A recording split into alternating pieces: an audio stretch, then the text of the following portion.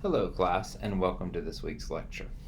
We are going to be speaking on uh, different types of business entities. Okay, now this is an incredibly important topic, and as we get into the importance of it, we'll kind of talk about um, the different styles and reasoning behind them.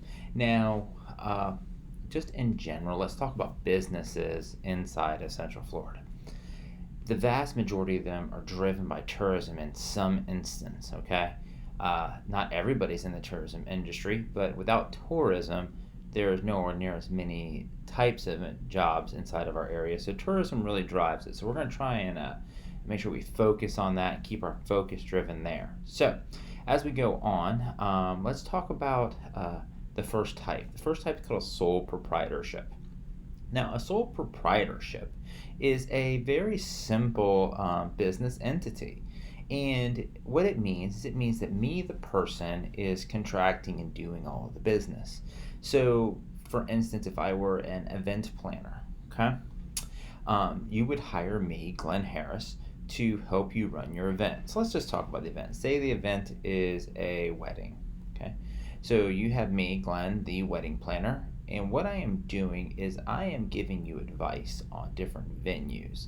I am talking to you about different options on things that you've seen in other weddings. I'm helping you with seating charts and calculating the amount of food needed based upon your guests, and then giving you reviews on caterers and just all those different things an event planner would do. So when I do all those things, and at the end of it, you just write me a check, Glenn Harris. And it's my job to pay taxes on that money and claim it and all those kinds of things. But that's about the extent of it. I don't have a storefront necessarily, and most sole proprietors don't. It's more of a maybe I have a Facebook page. I might even have a little doing business, a DBA or something of that in that realm where it's called Glenn Harris Events or whatever it is. But at the end of the day, it's really just me. So I keep all the money. I also deal with all the laws. So that's kind of, I guess, the good and bads of sole proprietorship. But probably it's the least used of the business entities. And the reason being is liability coverage. So let's unpack that for a second. Like its pro is it's just you. There's no real state interference. There's no investors. There's no stockholders. There's no partners. There's no other members. It's just you.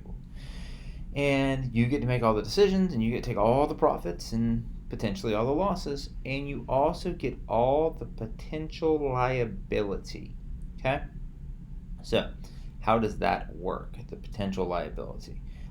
Essentially, what will happen is when it comes to liability, is I'm the event planner and I plan this event and I'm doing all these things, and through my negligence, the bride doesn't get her dress on time, or it's the wrong measurements or the wrong cut, or through my negligence, I hire a catering company and they have incredibly horrible reviews and they don't communicate very well. I don't communicate very well, and I tell them the wrong address. Okay, so I mess it up, and they're not gonna double check.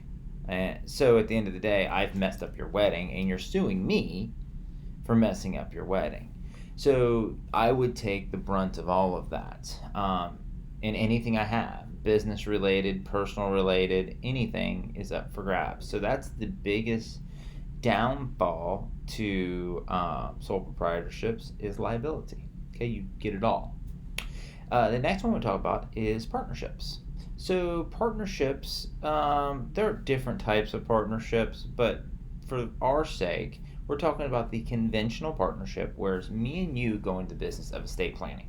Okay, so it's just me and you. We're doing estate planning. I'm sorry, we're doing event planning, and we are equally sharing in the wedding venue and working in that event coordinator position. Okay, so now we have a partnership. It's Glenn and Student event planning, and we do the whole thing. It's the same thing. We're giving you recommendations, reviewing places, talking about seating charts and dining options and different things you can do and color schemes and all these fun things. However, we mess it up with the caterer, and the caterer goes to the wrong place, and it's definitely me and student partnership fault. Now, say it was my fault. I was in charge of the catering. Okay, well, my partner is still liable. He's still in trouble too, because we're in a partnership. Okay, so we're going to split 50% of the profits, but we're also going to split 50% of the liabilities, and that includes if we were to get sued. So we get sued, even though it's not that partner's fault, we're joint and severally liable. Now, it is incredibly important if you are in a partnership that you have a partnership agreement. Okay, so that is an agreement between the partners that dictates and outlines what we do in certain circumstances. Like, for instance, what if it's completely my fault something happens? In our partnership agreement, we could state then I bear all the brunt of that, failure. Okay, you can do things like that. You can write whatever you want to write. You have the power of contract inside of a partnership. But in general, if you didn't have a partnership agreement, essentially what happens is you share in the profits, loss, liability, all those kinds of things. As we kind of move forward into it, next is an LLC. So an LLC is incredibly common. Okay, so let's give you a little backdrop on LLCs. LLCs became very popular in the 80s. Now, every state didn't have LLCs. So, I mean, it's been one of those things that has kind of morphed. I think Arizona might have been the first state. Or anyway, somewhere out west was the first state. And what it is essentially it's a business entity, okay, that separates liability from the corporation and the people. Okay, so let's unpack all of that and why this is powerful. So in our hypo of the event planner, we may own 100 tables and 200 chairs. We may own a sound system and a stage and DJ equipment and all these decorations. We may have $50,000 in stuff that we rent to our potential wedding people, okay, or event people, whatever it is. Well, inside of a sole proprietorship partnership, they can sue us personally and our business assets, everything they can come after. They can come after my house, my car, anything I own, money in my bank, and the business assets, the tables and chairs and lighting and DJ equipment and all the fun stuff that we have. An LLC is different though. So if we form an LLC, say it's Student Teacher LLC, all of a sudden, whatever losses or liability that is tied to the business activities, the person suing can only go after business assets. So we mess up the catering. Well, they can't sue me for my house. They can't sue you for your house or your car or money in your bank or anything that you own personally. They can only go after the assets of Glenn and Student LLC. So you see the protection there. So what it means is that if we mess up, we ain't going to lose our house.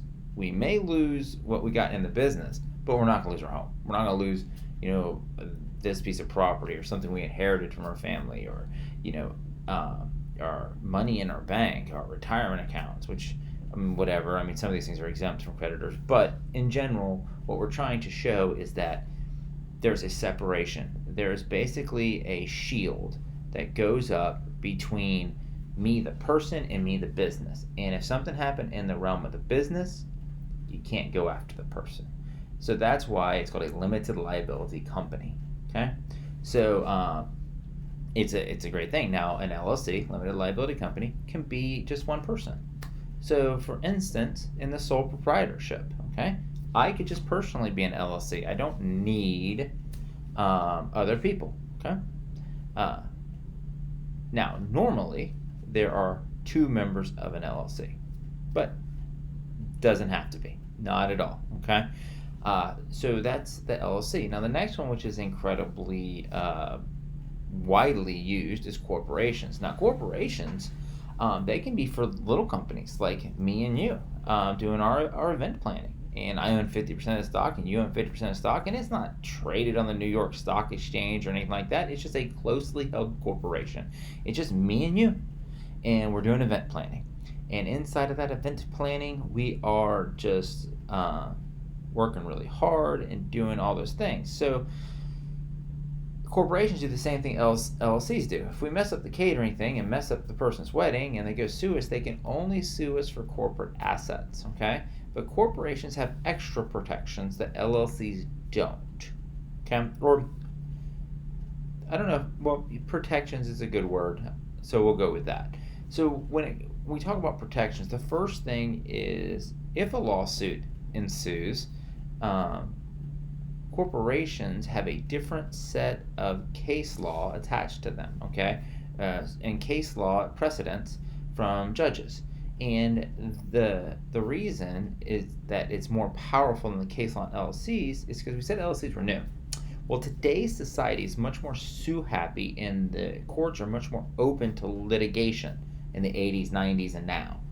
But corporations have been around since the turn of the 1900s. Actually, they go back to Old England, but for our case law, back to the turn of the 1900th century. So, right after the Civil War, they become popular. And at that time, courts were much different. They didn't like people suing. They were definitely, favored business and did not favor negligence claims. And in the 1900s, if you slip and fell on a glass of water inside of a store, they pretty much, threw their hands up in the air and said, well, you probably should have looked at the floor.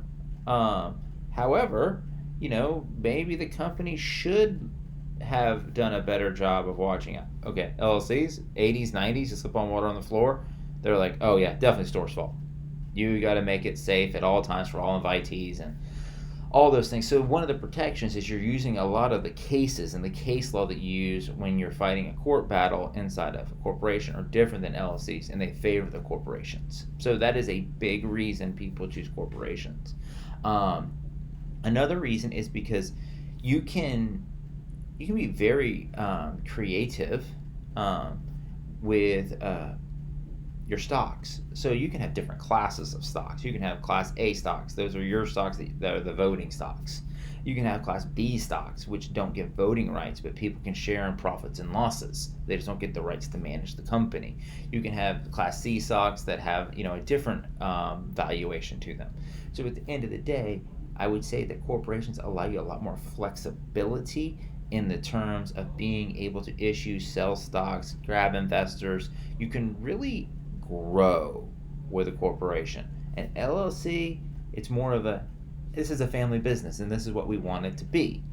Where a corporation gives you the ability to expand and franchise and do all kinds of things. So those are kind of where we're at in the sense of we have sole proprietorships, partnerships, LLCs, corporations.